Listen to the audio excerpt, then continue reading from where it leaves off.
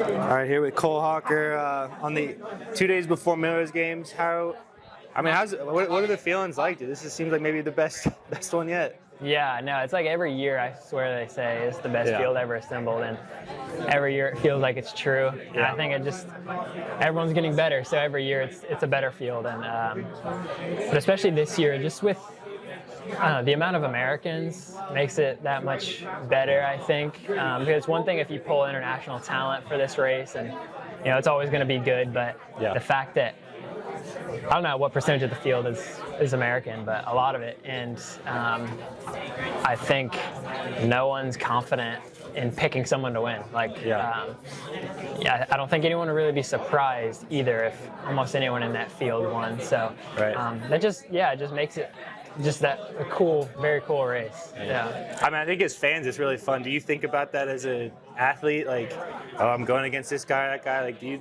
you think much about competition? I mean, yeah, you have to. Of course, look at the field, and then you can't obsess about it, but you can't go into it, naive, and you just got to be. I guess I think about it as you just got to be on guard at all times, and I always say that. Like in Paris, I said you got to beat all 11 other guys. Like these are the best 1,500 meter runners in the world, and I don't know if everyone was saying that about me. So I think I use that as an example of like who's going to have that breakout performance today that I gotta be ready for. Like you just never know. What's your crystal ball say about how it's going to unfold? It's going to be fast. I think everyone knows that. Everyone's ready for it. Yeah. I want to be surprised with a world record, and there's no reason why I shouldn't be up there, pushing it and winning. So what was that like holding an American record for 24 hours? Yeah, it was a bit silly, but it was good. Yeah. But didn't somebody say it was going to? I forget, like Grant or somebody was like, it's going to win this 2 mile, you have to break. Maybe it was the 2K record or something in the meantime. Yeah, I think at least what it was. I'm not sure if you have to go 240 or whatever, 448. Yeah, I don't think you have to go that fast, but it's right around like the pace that I kind of time trialed in Blacksburg. So we were just talking. I don't think I've really seen you since Tokyo, but how has that? I mean, arguably, I feel like that world title is maybe one of the. It's hard. Like, how do you compare that one with Olympics? Like, I think like what you're about to say, it's almost,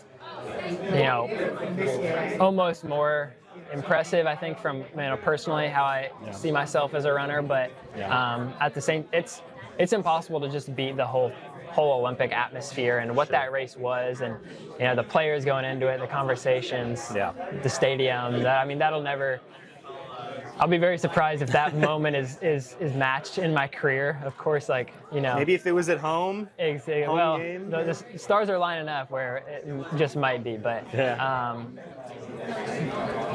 comparing that to then winning in Tokyo, it felt like a completely different race, and obviously it was a different event, but at the same time it's like my headspace was different going into that one. I felt like a different athlete going into that one. How so?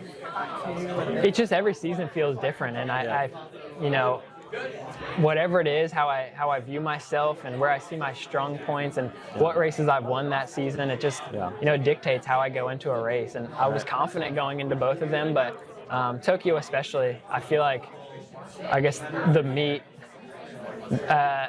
did everything it could to throw me off.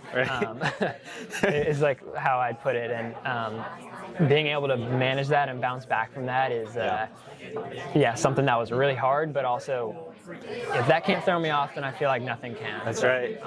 Not to mention, the rain was like a paid actor. Like perfect. I think it started coming down right after we finished. Crazy. Well, so what has the last 6 months since then looked like? Yeah, it's been good. I allowed myself plenty of downtime after Tokyo. Doesn't seem like that long ago. It never does. What does downtime look like for you?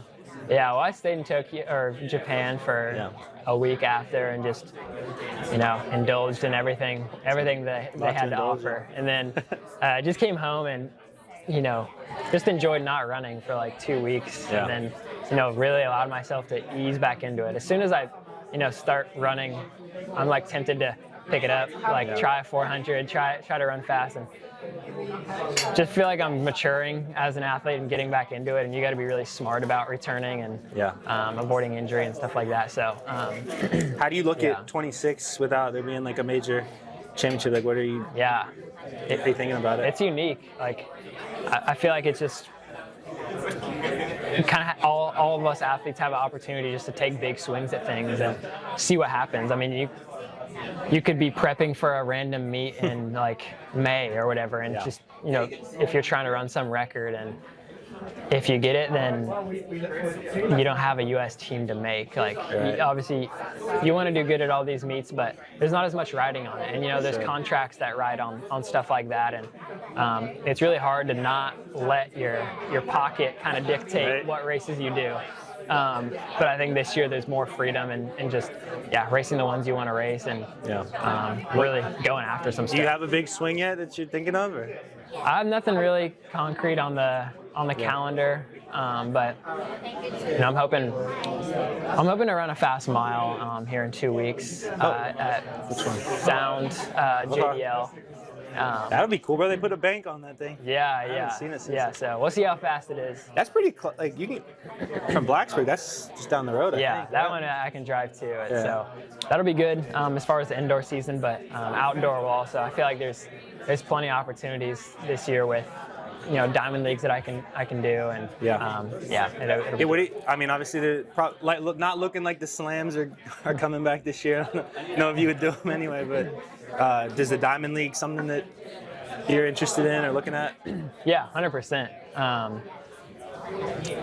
mean, that was always like the circuit that that's the best circuit. So, I'm looking forward to doing those with, again, a little bit less stake in what I have to do at USA's, so it's nice. Yeah. They're fun, man. Yeah. It's like you get the best of both worlds. It's like always in cool spots. 100%, yeah. You I think it's kind of like what track. It's kind of like shows you what track can be. Yeah. That's fun. All right, well, we're already going long. You just mentioned briefly though about your training situation. How have you switched that up? I'm basing out of Portland and kind of doing camps in Blacksburg, and it's been a really good balance, and I just have so much trust in my coach, and I think he trusts me at this point, and so it's good, and just finding as I progress as an athlete, but also growing up and getting older, like you value different things, and it's just finding a balance of making everything work. And I'm really happy with it so far. Yeah. So you like Portland so far? Yeah, it's great. Yeah.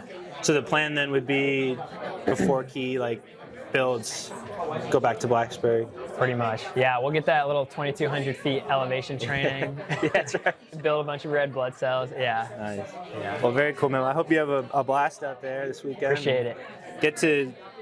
This is sick, dude. You get your own Millrose box. Yeah. That's a keeper, I think. I think so. Hopefully I get to take it. Appreciate it. Appreciate the time. Yeah, absolutely.